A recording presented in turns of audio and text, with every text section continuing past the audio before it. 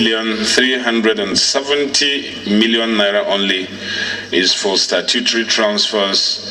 1,475,000,000,000. 320,000,000 naira only is for debt services. 2,648,600,000,000 naira only is for recurrent non-debt expenditure, while the sum of 1,845,540,000,000 naira, inclusive of 157,150,000,000 naira is for statutory transfers, and 86 billion naira as interest on capitalized loans. Honorable members will recall that the bill was read the first time on Tuesday, 22nd December 2015. Today is the first allotted day. I now invite the Leader of the House, Honorable Femi Bajaber-Miller, to move that the bill be now read a second time. Mr. Speaker, honorable colleagues, the 2016 budget is epic and historical, not just because of its super mega size of 6 trillion, but for reasons that it touches on the economic and social well-being of the people of Nigeria. It is epic, yes, because it is the highest budget ever proposed by a Nigerian government. Epic and historical because it is the first budget of a new administration. Mr. Speaker, this budget is epic and historical because it is a budget that is coming at the advent of a historically low oil price and on the heels of a receding economy like never before. This budget is epic and historical because it is perhaps the first really all-inclusive budget that seeks to carry all Nigerians along. The rich, the not so rich, the poor, the not so poor, and the vulnerable. It is an epic budget because it is a budget based on the internationally acclaimed zero-based budgeting system, where every kobo has been duly justified by the MDAs. Mr. Speaker, honorable colleagues, it is trite economic principle and economy 101 that when there is a downturn in the economy, you rejig or stimulate the economy by pumping more money into it. This is what the proposals contained in this budget seek to do: to stimulate an otherwise wobbling economy by infusing and injecting 6.8 trillion or 6.08 trillion naira into the economy, particularly its capital component of 1.85 trillion, representing 30% of the budget. Now, though not far-reaching enough, it will be the first time 30% of our budget will be dedicated to capital expenditure in recent history. In 2015, the capital expenditure was 557 billion, a marked difference of over 500 billion. It is my hope, and indeed that of this House, that this will be incremental installments and that the 2017 capital expenditure will be further increased to 40%. The budget seeks to achieve under this fiscal year, it is a budget, no matter what people will say, a budget of history. No matter what people will say, it is a budget of change. It is a budget of transformation. It is a budget of hope for all Nigerians. In this budget, Mr. President has tried as much as possible to create employment. And what we are going to see is direct employment into the economy of Nigeria.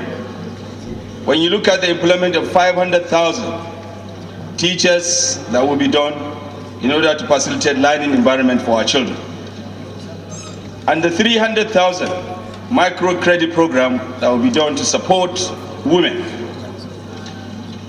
Mr. Speaker, respected honorable members, the physical document, which is a zero-based budgeting and a budget discipline, and the budget discipline of Mr. President, especially that for the first time, Nigerians are having hope that with the kind of president which we have, who is a puzzly figure, a man who is patriotic, who love Nigerians, we are likely to see this budget 100, if not 100% implemented. I'm sure this year we'll see a budget that will be 60 to 70% implemented.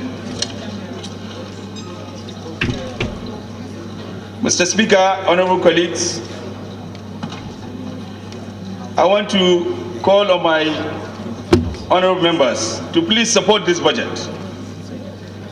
I know we might have differences. I know that this budget is not sacrosanct, but I know we will disagree to agree.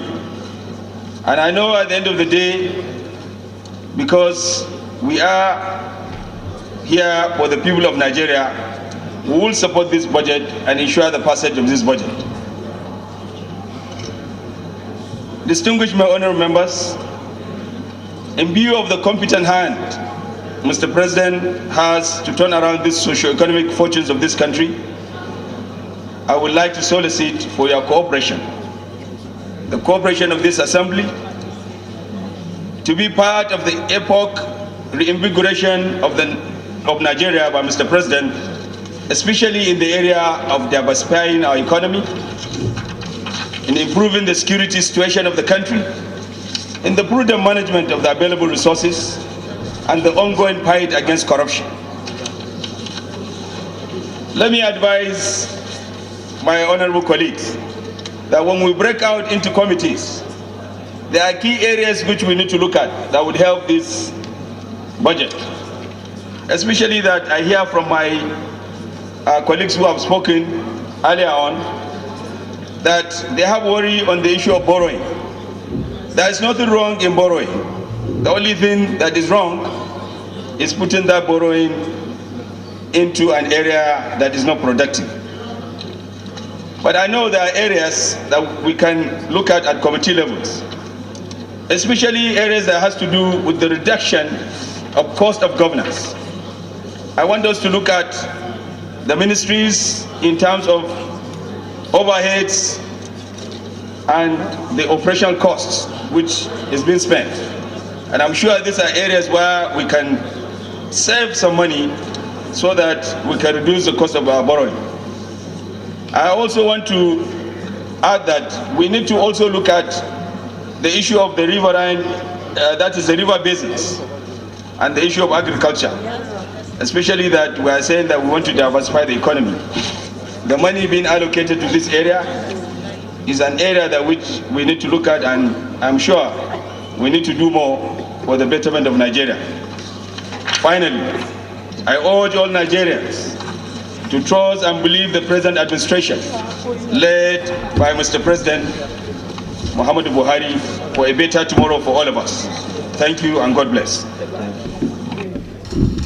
We are borrowing 35% of the money that we need, 37%, sorry, and we're spending only 30% on capital projects. It means that we're spending money, we're borrowing money to spend on things that we should not be spending money on. I think we have to check that our expenditure should not be on, our borrowed money should not be used on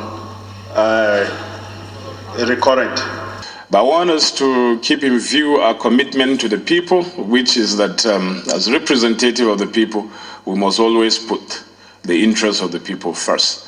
So as we put these estimates into a bill that will finally crystallize into a law, my appeal is that we put the interests of the people first, not our own interests, please.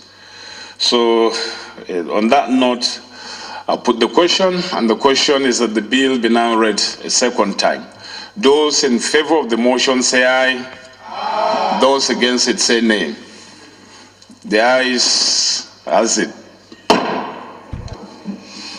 Honorable Speaker, honorable members, the bill for an act to authorize the issue from the Consolidated Revenue Fund of the Federation to a sum of 6,77,680,000,000 naira only, of which 351,370,000,000 naira only is for statutory transfers 1,475,320,000,000 naira only for debt service, 2,648,600,000,000 naira only is for recurrent non-debt expenditure, while the sum of 1,845,540,000,000 naira, inclusive of 157,150,000,000 naira only, is for statutory transfer, and 86 billion naira as interest on capitalized loans for contribution to the development fund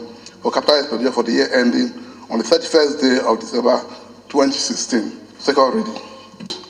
The bill is now referred to the Committee on Appropriation, with all other standing committees as subcommittees of the Committee on Appropriation. Those